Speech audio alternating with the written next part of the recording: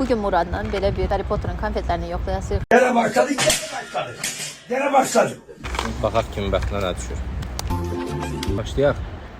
Qorxuram.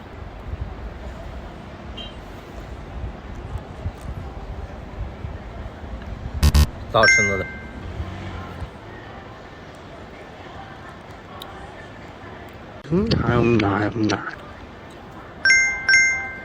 Limon.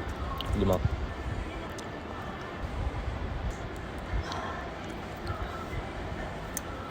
Two hours later.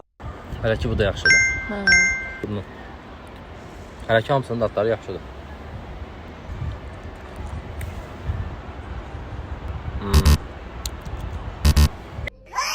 Hansı? Məncə heç yaxşı dadı oxşamır. Qarpız.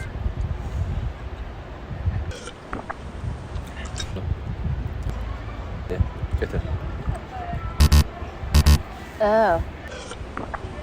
Bu da yaxşıya oxşamır.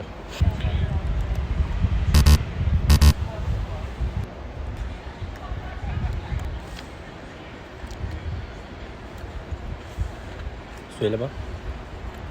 Biz de deriniz. Bugünkü videomuz belə idi. Çox iyrənc bir video idi. Həqiqətən çox pis dadları var. Yəni maraq üçün alıb yoxlaya bilərsiniz. Sağ olun.